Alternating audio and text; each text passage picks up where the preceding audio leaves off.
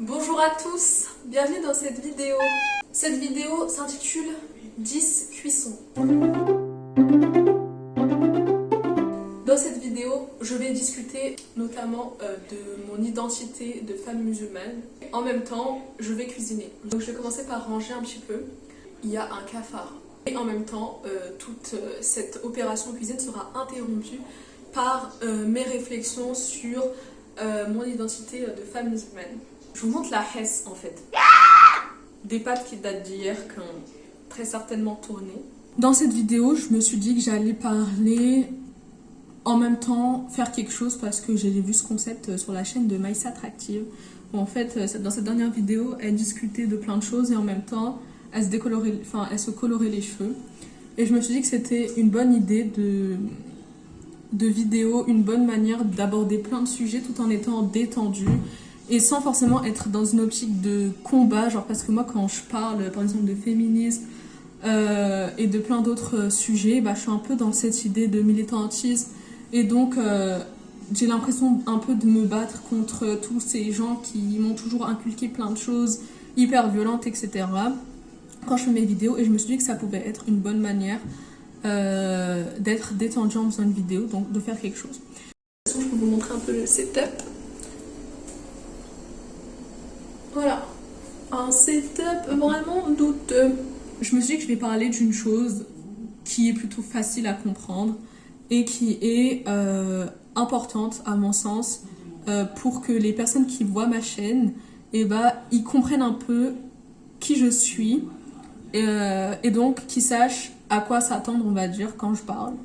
Donc c'est pour ça que je me suis dit que j'allais parler de mon identité de femme musulmane, parce qu'en fait, vous quand vous voyez une femme avec son voile, et donc vous vous dites je suis une femme musulmane, et moi aussi je me suis toujours perçue comme étant une femme musulmane, et je voulais parler de qu'est-ce que ça veut dire en fait, c'est quoi cette identité de femme musulmane, et ma perception de mon identité, donc let's go.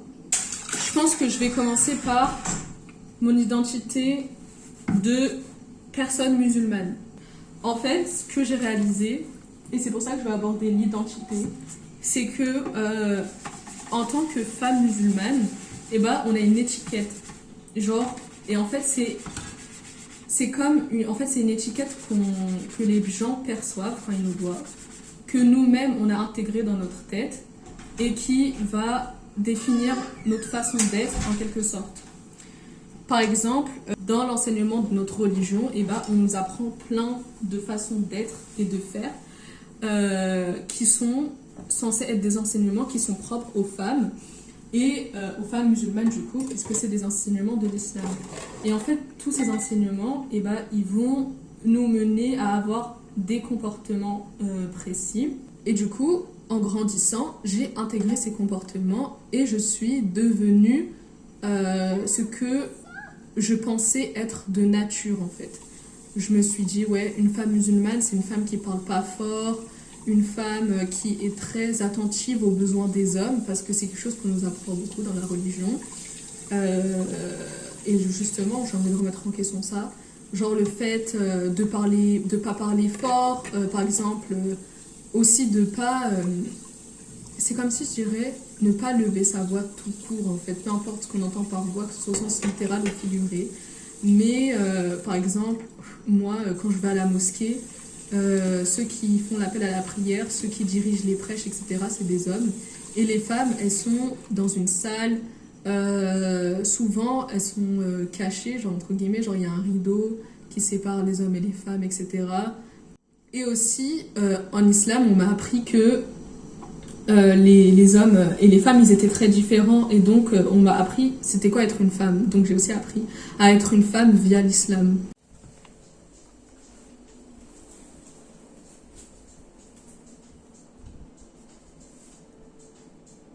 C'est ça que ça regarde. C'est ça que ça regarde pendant que moi je fais la vaisselle. Ça va se galoche. En plus ça va se galoche. Bon, j'ai fait vraiment ça de vaisselle, waouh. Comme j'ai la flemme, je vais pas faire le reste. On fait le basic minimum. Et je vais vous montrer un peu ce qu'il y a comme ingrédients, sachant qu'il y a presque rien. Mais on va essayer de faire quand même une petite concoction sympathique. Alors voici le frigo très très bien rempli. Je pense que... Qu'est-ce que je vais faire en fait? Des oignons, des œufs, des saucisses. Je pense que je vais faire des pâtes, une sauce, oignons, saucisses, crème. Et Mouna, oignons, saucisses, crème avec des pâtes. Ouais. Maintenant, on va aborder mon identité non blanche. Bienvenue dans un nouveau plan. Plan coupage d'oignons. Je parle à ma soeur derrière aussi parce qu'elle est derrière moi et elle regarde la télé, donc j'ai aussi Pete Babe dans le visuel. Kenta dans le visuel. Alors là, je vais aller parler de mon identité de femme non blanche. Tout ce que je vais aborder en fait sur mon identité, et je suis toujours en recherche en fait.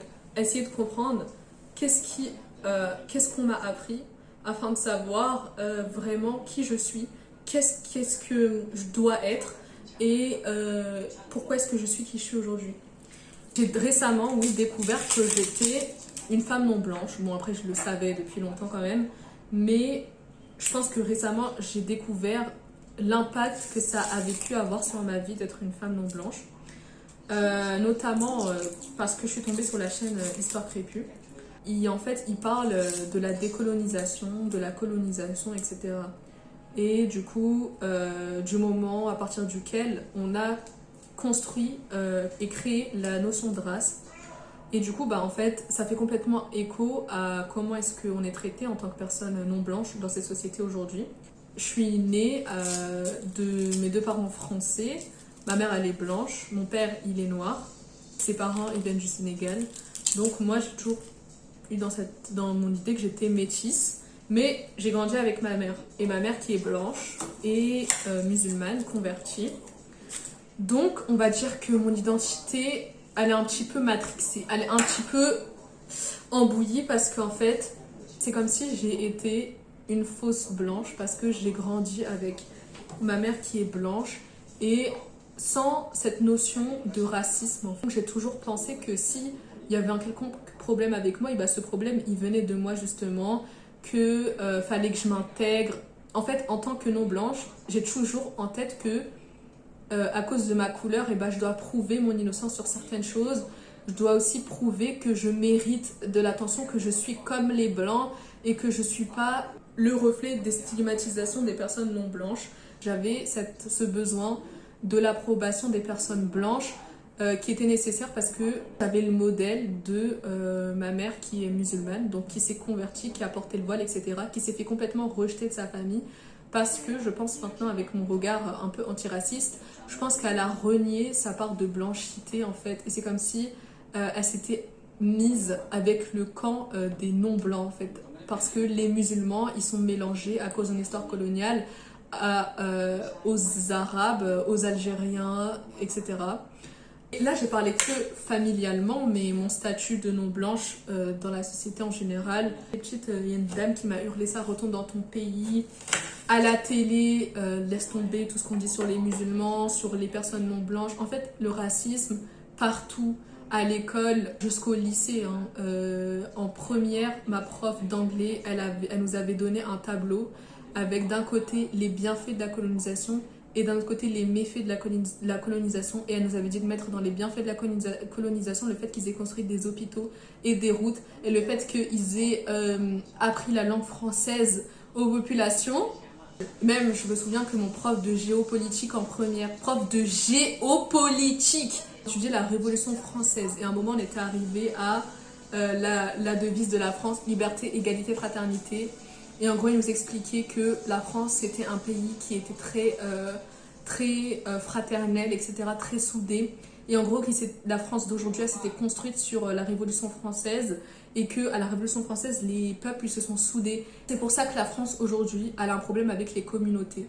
Et en fait, maintenant, je réalise que vraiment, ils se foutent de ma tronche parce qu'en fait, si la France elle a un problème aujourd'hui avec les communautés, je pense qu'ils visaient clairement les non-blancs, les musulmans, etc. C'était pas du tout parce qu'elle était très soudée à l'époque, mais parce qu'en fait, elle a colonisé, tué, mis en esclavage, massacré des peuples et des peuples et des peuples. Voilà. Donc voilà un petit peu pour mon identité non blanche. Voilà, je voulais parler de ça parce qu'en fait, du coup, En tant que non blanche, j'ai grandi en ayant en tête que je devais être un certain type de personne qui s'adapte à cette société française et qui doit courber les chines. Donc en fait, j'ai grandi dans cette idée que je devais plaire aux blancs, que si je plaisais pas aux blancs, et ben j'allais être en danger, que j'allais être exclue de la société, et que si je plaisais pas aux blancs, et ben ils avaient le droit de me violenter en fait. En portant mon voile, et ben ils avaient le droit de m'exclure du lycée, de m'exclure du collège, ils avaient le droit de m'interdire de rentrer à la piscine. Tout ça, c'est des traumatismes en fait. Mon identité, c'est comme si je l'avais toujours refoulée pour plaire à un certain groupe, à un groupe dominant.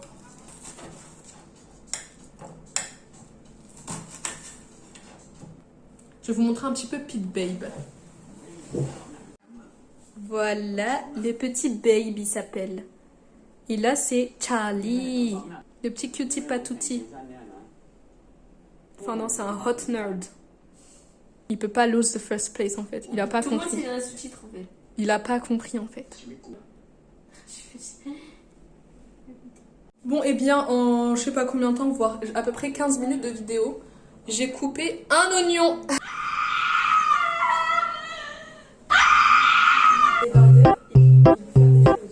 En fait, je vais déplacer la plaque électrique.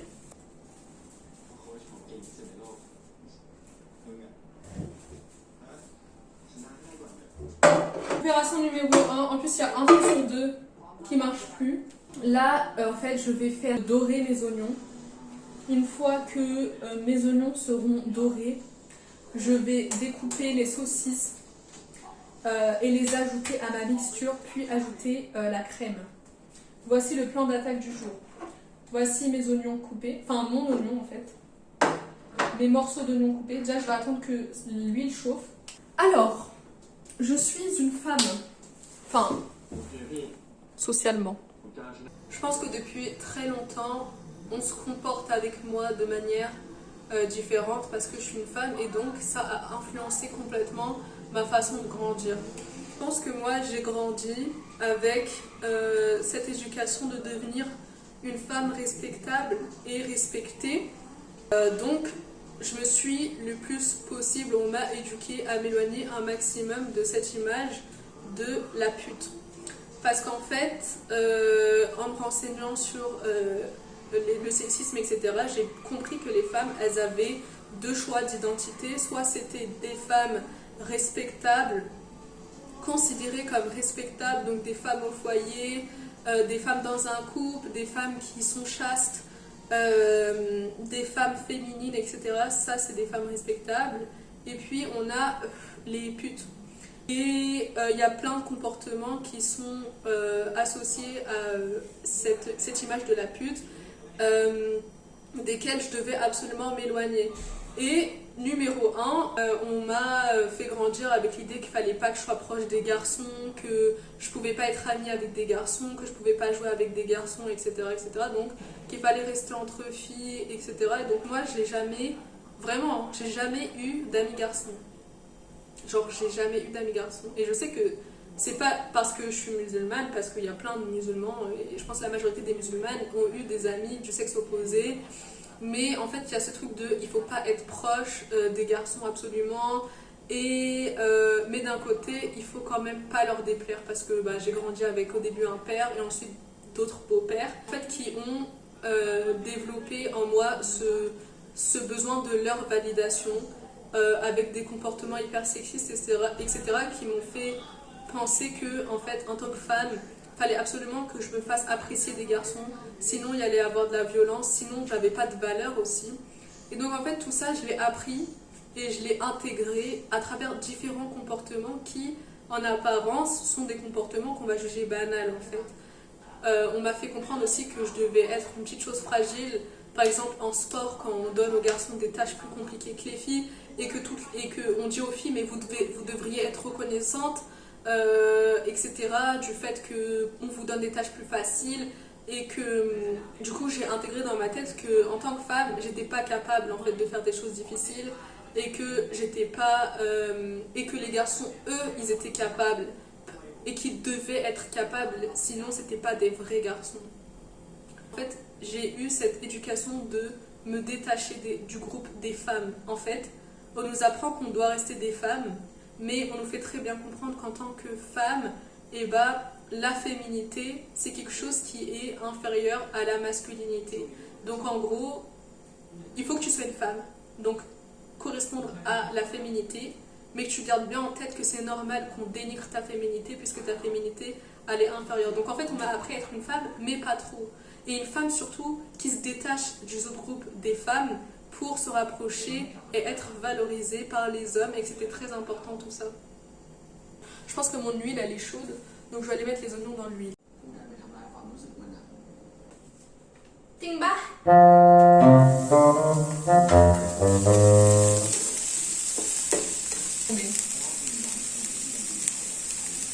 J'espère, Inch'Allah, que les gens qui me regardent me comprendront et me ressembleront au moins un petit peu.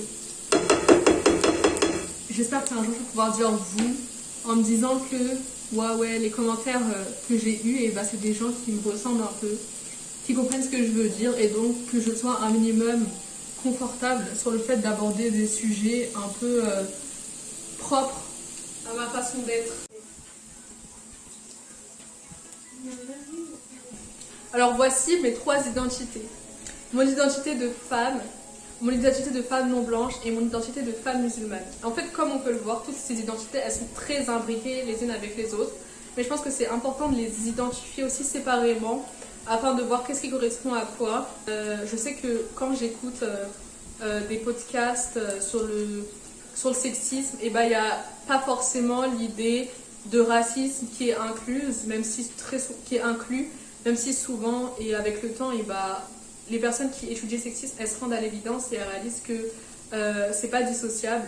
Mais voilà, et en fait, j'en apprends quand même beaucoup sur moi, même si c'est un sexisme qui n'inclut pas le racisme. Et aussi, ce que j'ai découvert récemment, c'est qu'il y a un sexisme, comme par exemple la misogynie noire, en fait, qui inclut toutes les questions relatives au racisme et qui se focus sur un sexisme subi par les femmes non blanches et noires. En fait, j'étudie un peu séparément les questions. Genre, je me suis aussi intéressée à l'antiracisme, mais qui était expliqué par un homme, avec beaucoup d'hommes aussi qu'on voit invités, mais pas que, aussi il y a beaucoup de femmes. Donc en fait, ce qui est bien aussi, c'est que quand tu tombes un peu chez les militants, et bah, tu vois qu'en fait, ils sont obligés de toucher un peu à tout. Notamment, je pense au live qu'a fait la chaîne Histoire Crépus sur Twitch, où ils ont réuni plein de personnalités du champ antiraciste. Et en fait, il y avait de tout le monde. Genre, il y avait des femmes féministes, il y avait des personnes de la communauté LGBTQIA+, il y avait... Après, j'ai pas vu de personnes handicapées, etc. Mais en fait, tu touches à plein de sujets. Et en fait, voir ça, ça fait aussi du bien. Certes, tu as une identité de base. Genre, moi, j'ai une identité de femme non blanche, musulmane, qui fait que j'ai toujours cru que je pourrais jamais être qui je suis, en fait. Et j'ai jamais vraiment su qui j'étais. Et donc, ça a fait que, en grandissant, j'avais très peur que plus j'allais grandir et plus ça allait être pire, parce que plus je grandissais, plus on m'imposait des choses, on m'imposait une façon d'être, plus il y avait d'injonctions, etc. Et en fait, maintenant que je déconstruis tout ça, maintenant que j'apprends plus de choses sur le féminisme, sur le racisme, je réalise que je peux être qui je suis vraiment, genre j'ai le droit d'être qui je suis vraiment. Et aussi, en fait, la vie, elle va pas être si dure, c'est moi qui vais décider de ma vie. J'avais intégré le fait que ça allait être les hommes, quelque part, qui allaient décider pour moi, que les hommes, ils avaient un droit sur mon corps, que les adultes, ils avaient un droit aussi sur mon corps, là, que j'allais devoir toute ma vie aussi plaire aux blancs. Ils ont défini ce que devait être une femme, ils ont défini ce que devait être une femme non blanche, ils ont défini ce que devait être une femme musulmane. Et je pouvais me la réapproprier et la redéfinir. Et surtout, on était tous et toutes différents et différentes, et que moi, qui je suis, si les gens pensent que je dois être quelqu'un d'autre, ça ne veut pas dire que moi je dois être quelqu'un d'autre, je suis juste moi, et j'ai le droit d'être moi, j'ai le droit de penser comme je pense, et que Allah, il m'a créé comme je suis, en fait, dans ma tête. Il m'a créé comme je suis quand j'ai peur de personne. Il m'a pas créé pour plaire aux autres, il m'a pas créé pour être quelqu'un que je suis pas au fond. Et en fait, je suis quelqu'un de complexe, comme tout le monde, en fait.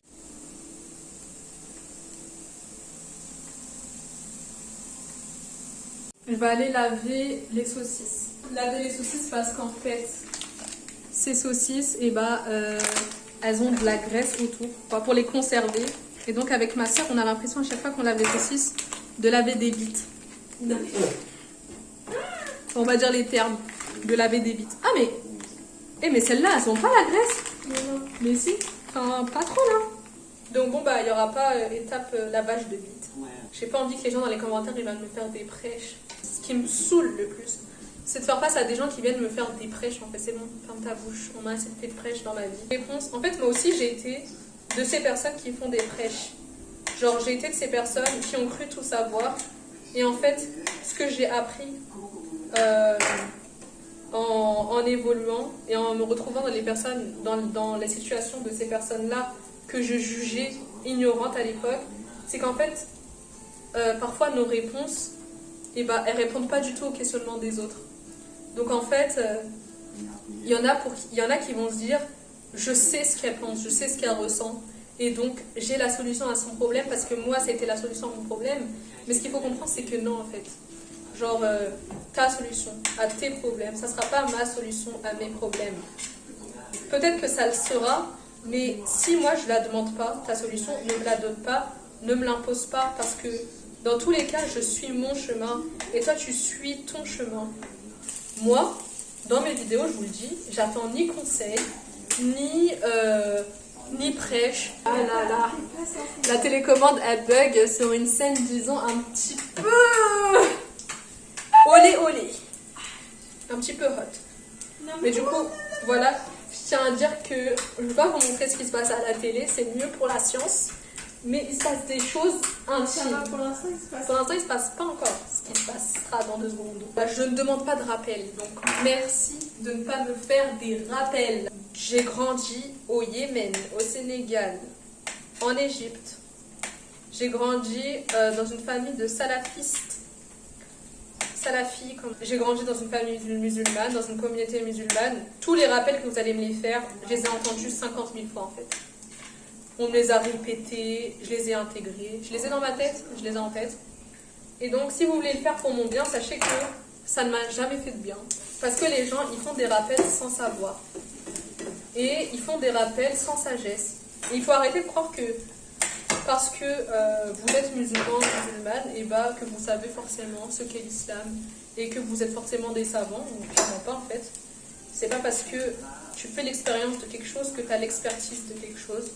Et puis surtout, faut avoir conscience qu'il y a beaucoup de sexisme derrière le fait qu'on est toujours en train de dire aux femmes comment elles devraient se comporter, ce qu'elles devraient penser, etc. Je sais pas si vous allez entendre Pit Babe tout le long. Pit Babe, pour ceux qui connaissent pas, c'est une série thaïlandaise. C'est une histoire d'amour entre Charlie et Babe. Et en fait, Pit Babe, c'est le personnage principal et c'est un pilote, voilà, un pilote de course. Et en fait, Charlie, il débarque sa vie, etc. Donc c'est un peu ça l'histoire, si ça vous intéresse. Il y a des voitures, il y a de l'action. 예쁘다.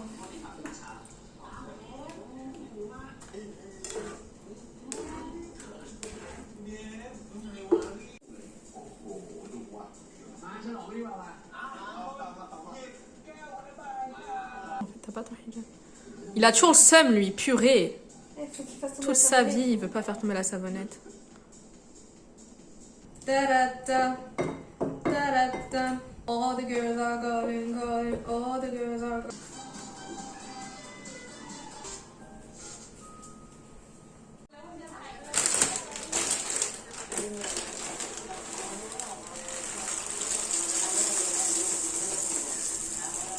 J'ai complètement oublié d'update, mais bon, il s'est pas passé grand chose, j'ai juste rajouté la sauce dans les pâtes, sans égoutter les pâtes parce qu'on n'a pas d'égouttoir.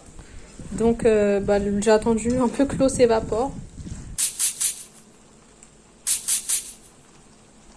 Voilà, on touille.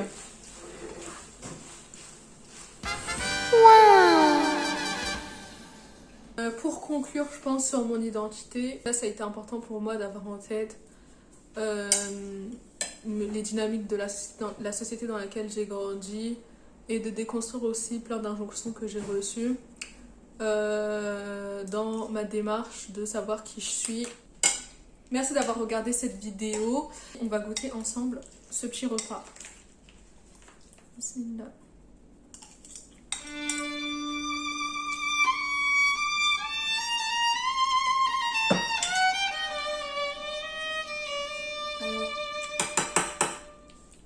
En vrai, c'est plutôt bon, ça manque juste de sel. Donc je vais rajouter du sel parce que je mange bien salé. Mais c'est plutôt bon, c'est ce à quoi je m'attendais. Voilà. See you next time. Bye bye. Miss, if you got a bumper, then twerk it. Miss, if you got a bumper, then shake it.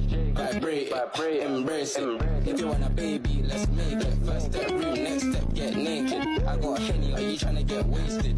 If you can handle, come take it. I know that your friends like me and you hate it. Babe, they can look, not touch and taste it.